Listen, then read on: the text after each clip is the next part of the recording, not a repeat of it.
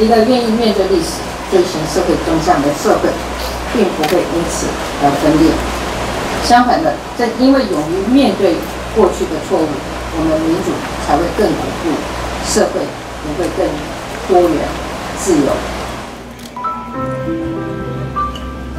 尤其是咱在座遮的。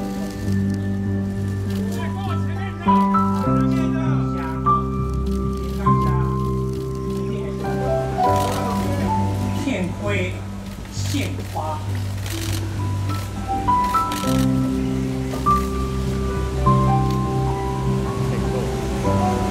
请总统行3鞠躬礼：1鞠躬，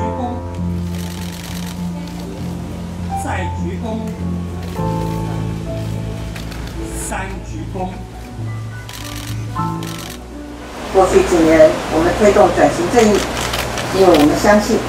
记得历史，反省过去，这不仅仅是为了不要重蹈覆辙，更是要为团结社会、巩固民主，让台湾不断的进步。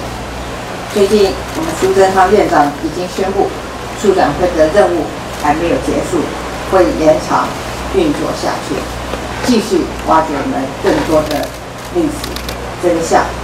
只要有这个需要。 只要促转会的功能是我们大家所认为要必须持续下去，让我们转型正义的工作可以持续的进行，我们都会让促转会持续的运作下去。我们各位前辈、家属以及各位国人，经过我们好几代人的努力，228事件跟威权时代的历史真相。 已经比过去清晰了许多，时间也一定证明，一个愿意面对历史、追寻社会真相的社会，并不会因此而分裂。相反的，正因为勇于面对过去的错误，我们民主才会更巩固，社会也会更多元、自由。如果我们都相信，越多的真相越能巩固民主，越能保卫自由，那么我们就不能。 辜负过去一代又一代的前辈用生命争取自由，用血泪追求民主的决心。228的悲剧不应该在这个世界上的任何一个角落发生。